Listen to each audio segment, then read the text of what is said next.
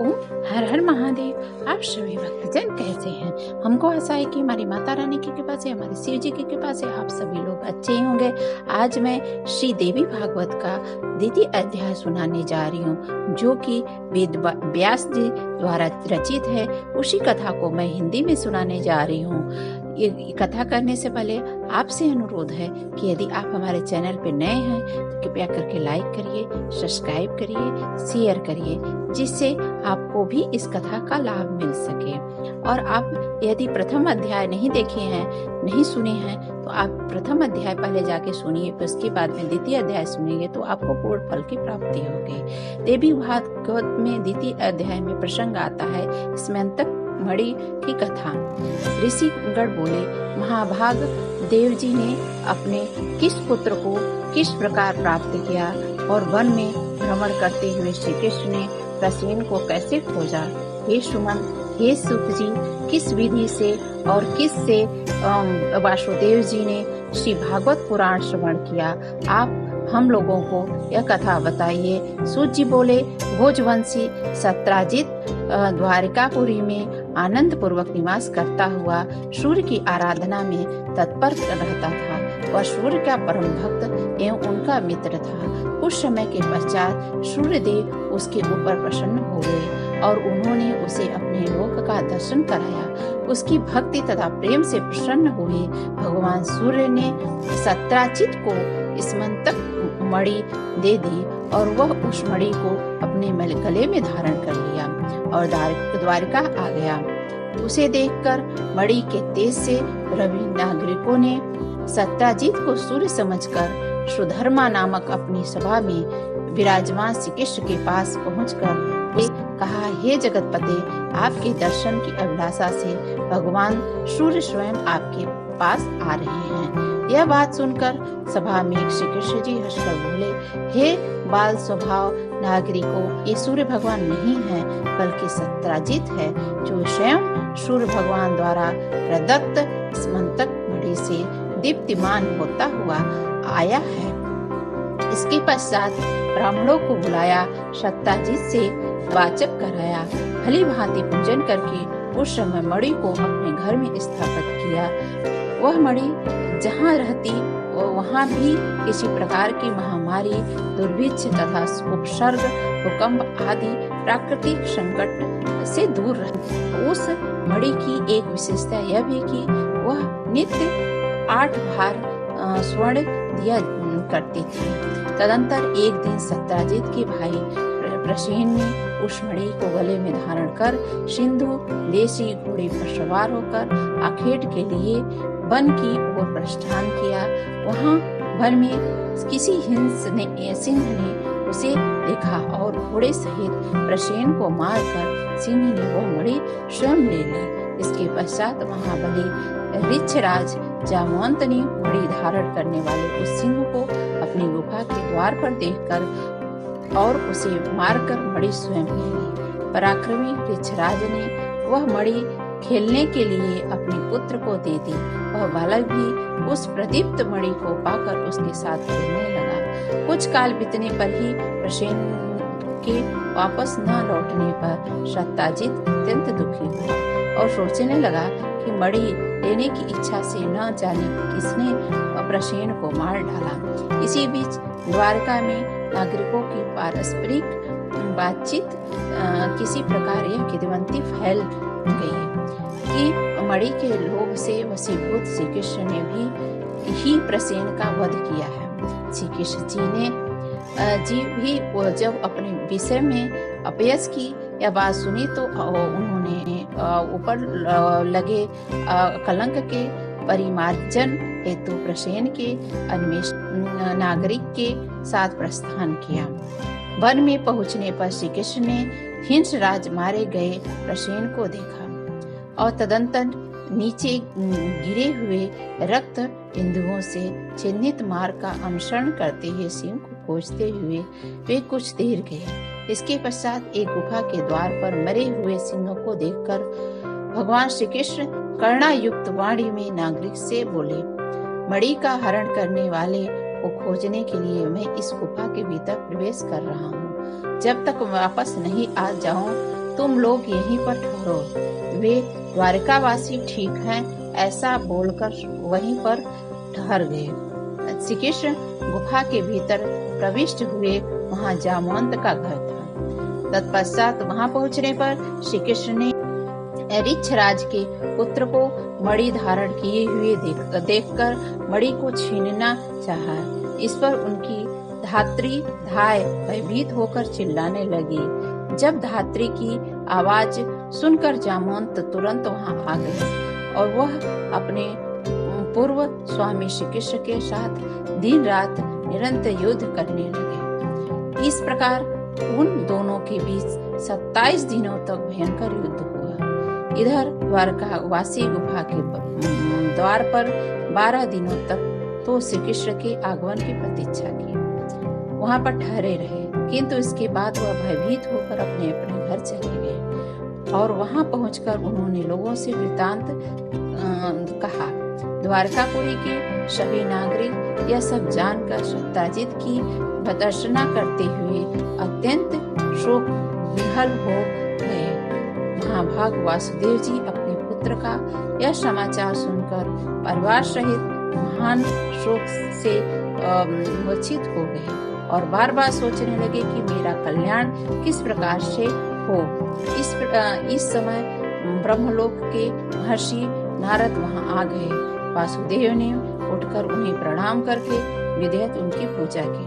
देवर्षि नारद महामती यदुश्रेष्ठ वासुदेव जी से कुशल क्षेम पूछकर उनसे बोला, आप क्यों चिंतित हैं, यह मुझे बताइए। वासुदेव जी बोले, मेरा अतिशय प्रिय पुत्र श्री कृष्ण प्रसेन को खोजने के लिए द्वारका के नागरिकों के साथ मन में गया। वहां उसने प्रसेन को मरा हुआ देखकर इसके पश्चात प्रसेन को मारने वाले सिंह को भी एक गुफा के द्वार पर मरा देखकर श्री कृष्ण नागरिकों को द्वार पर रोककर स्वयं गुफा के अंदर चले गए। बहुत दिन व्यतीत हो जाने पर किंतु मेरा पुत्र अभी तक नहीं लौटा, जिससे मैं चिंतित हूँ। अतः हे मुने, आप कोई ऐसा उपाय बताइए जिससे मैं अपने प्रिय पुत्र को प्राप्त कर सकूं। नारद जी बोले, हे यदुश्रेष्ठ, आप पुत्र की प्राप्ति के लिए अंबिका देवी की आराधना कीजिए। उनकी आराधना से शीघ्र ही आपका कल्याण हो। वासुदेव जी बोले, हे भगवान, वे देवी कौन हैं? वे महेश्वरी किस प्रकार के प्रभाव वाली हैं तथा उनकी आराधना किस प्रकार की जाती है? हे महर्षि, कृपा करके यह बताइए। नारद जी बोले, हे महाभाग वासुदेव, देवी की अतुलित महात्म्य का विस्तार पूर्वक वर्णन करने में कौन समर्थ है? अतः मैं संक्षेप में ही कह रहा हूँ, आप उसे सुनिए। जो भगवती शाश्वत सच्चिदानंद स्वरूपा परा तत्परता देवी तथा जिनके द्वारा वह जगत व्याप्त है, जिनकी आराधना के प्रभाव से ब्रह्मा ईश्वर चराचर सृष्टि की रचना करते हैं, जिनकी स्तवन करने से भगवान विष्णु मधुकैटभ के भय से मुक्त होते हैं हुए तथा जिनकी कृपा से विश्व का पालन पोषण करते हैं, जिनके कृपा से कटाक्ष मात्र से भगवान शंकर जगत का संहार करते हैं और जो संसार के बंधन की कारण रूपा हैं, वे भी मुक्ति पा जाते हैं। वे ही परम विद्या स्वरूपा हैं, वे ही समस्त ईश्वरों की भी ईश्वरी हैं। अतः आप नवरात्र विधान के अनुसार जगदम्बा की विधिवत पूजा करें। 9 दिनों में इस देवी भागवत पुराण का श्रवण कीजिए, जिसके श्रवण मात्र से आप शीघ्र ही अपने पुत्र को प्राप्त कर सकेंगे। इस पुराण का पाठ श्रवण करने वाले मनुष्यों से भोग एवं मोक्ष दूर नहीं रहते। नारद जी के ऐसा कहने पर वे वासुदेव जी मुनि श्रेष्ठ नारद को प्रणाम करके अत्यंत प्रेम पूर्वक कहने लगे। वासुदेव जी बोले, हे भगवान, आपके इस कथन से देवी महात्म्य से संबंधित एक अपना वृतांत मुझे याद आ रहा है, मैं इसे कह रहा हूँ, आप सुनिए। पूर्व काल में पापी कंस ने आकाशवाणी के माध्यम से देवकी के 8वें गर्भ से अपनी मृत्यु जानकर भयभीत होकर भार्या सहित मुझको बंदी बना लिया। तदंतर मैं अपनी पत्नी देवी के साथ कारागार में रहने लगा और पापी कंस भी मेरे पैदा होने वाले पुत्रों को एक एक करके मारता रहा। इस प्रकार जब कंस के द्वारा मेरे 6 पुत्र मारे गए, तब मेरी निर्दोष भार्या देव की अत्यंत शोकाकुल हो उठी और दिन रात दुखी रहने लगी।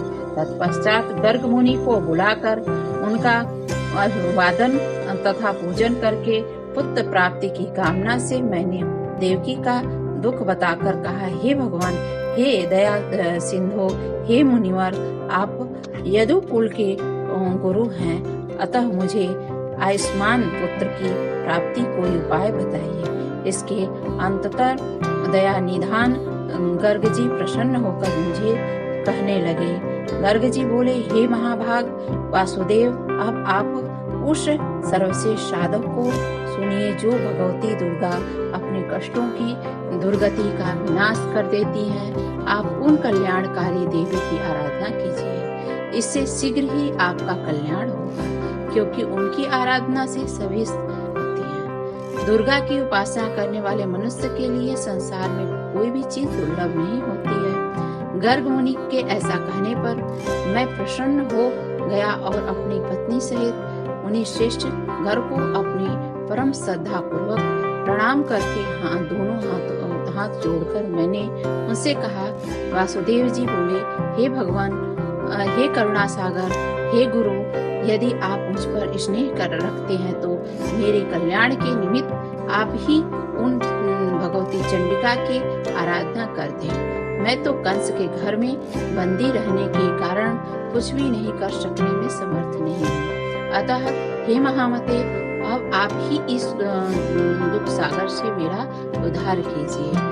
मेरे इस प्रकार कहने से मुनि श्रेष्ठ प्रसन्न होकर बोले, हे वासुदेव, आपकी प्रीति के कारण मैं आपका कल्याण करूंगा। मेरे द्वारा प्रीति पूर्वक प्रार्थना किए जाने के उपरांत गर्ग मुनि देवी दुर्गा की आराधना की इच्छा से ब्राह्मण के साथ विंध्य पर्वत पर चले गए। वहां जाकर जब एवं पाठ में तत्पर रहते हुए गर्ग मुनि जगत की मातृ स्वरूपा और अपने भक्तों की कामनाओं को पूर्ण करने वाली भगवती की आराधना करने लगे। जब पूजादि अनुष्ठानों की प्राप्ति के पश्चात आकाशवाणी हुई, हे मुनि, मैं प्रसन्न हो गई हूँ, अतएव मुझे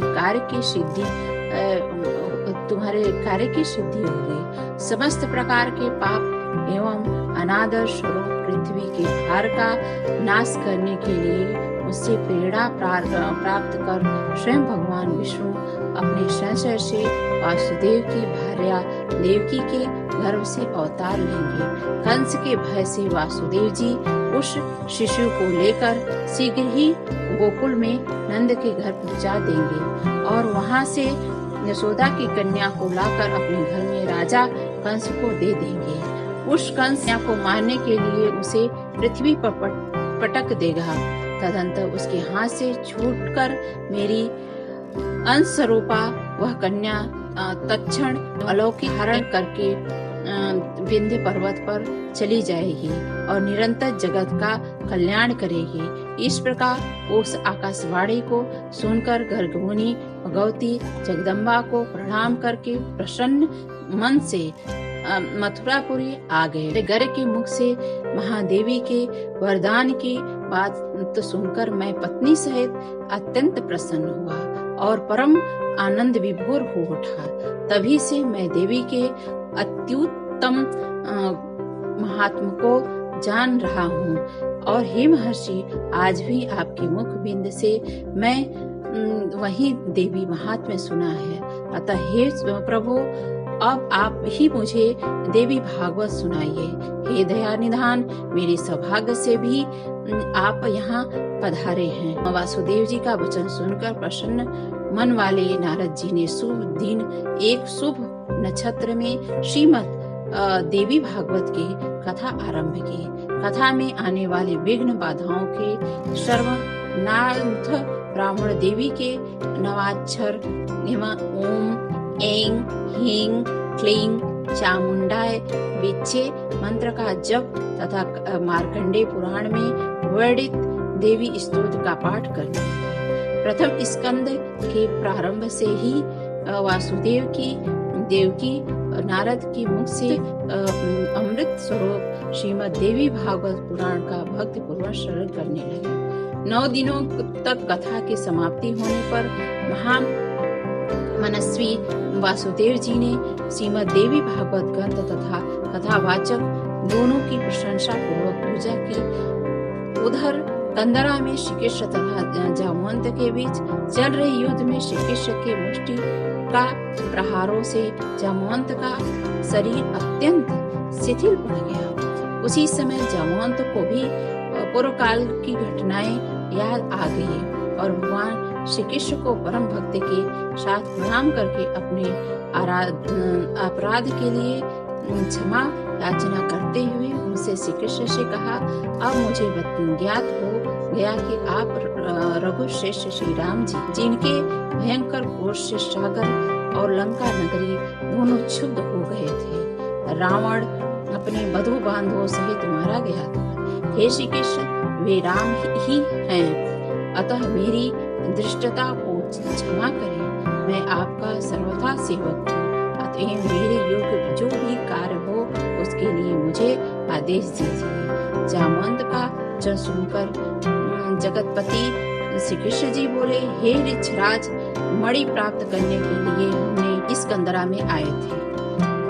तत्पश्चात ऋक्षराज जामवंत ने श्री कृष्ण की विधि पूर्वक पूजा करके स्मंतक मणि तथा अपनी पुत्री जामवंती उन्हें प्रसन्नता पूर्वक अर्पित करते। श्री कृष्ण ने जामवंती को पत्नी के रूप में अंगीकार करके मणि को गले में धारण कर लिया और ऋक्षराज विदा लेकर जामवान से विदा लेकर द्वारिकापुरी के लिए प्रस्थित हुए। उधर द्वारका में उदार हृदय वासुदेव जी ने श्रीमद देवी भागवत की कथा समाप्ति के दिन ब्राह्मणों को भोजन कराया तथा नाना विधि दक्षिणाओं से उन्हें संतुष्ट किया। जिस समय वे ब्राह्मण वासुदेव को आशीर्वाद प्रदान कर रहे थे, उसी समय भगवान श्री कृष्ण मणि धारण किए हुए पत्नी जामवंती के साथ वहां पहुँचे। भार्या सहित भगवान श्री कृष्ण को देखकर वासुदेव जी तथा उपस्थित जन समूह की आंखें वे परम आनंदित हुए। देवर्षि नारद जी श्री कृष्ण के आवागमन से हर्षित हुए। उन्होंने श्री वासुदेव जी से तथा श्री कृष्ण जी से विदा लेकर ब्रह्म सभा के लिए प्रस्थान किया। जो मनुष्य इस कपट भक्ति एवं शुद्ध हृदय से भगवान के इस व्याख्यान तथा कलंक नाशक चरित्र का पाठ सुनता है, उसकी सभी मनोकामनाएं पूर्ण हो जाती हैं और वह भवबंधन से छूट जाता है और मृत्यु के पश्चात मोक्ष की प्राप्ति होती है। तो यह आपको जानकर कथा द्वितीय अध्याय कैसी लगी? यदि आप हमारे चैनल पे नए हैं तो कृपया करके सब्सक्राइब करिए और कमेंट जरूर कीजिएगा। जय माँ जगदम्बिके, जय माता दी।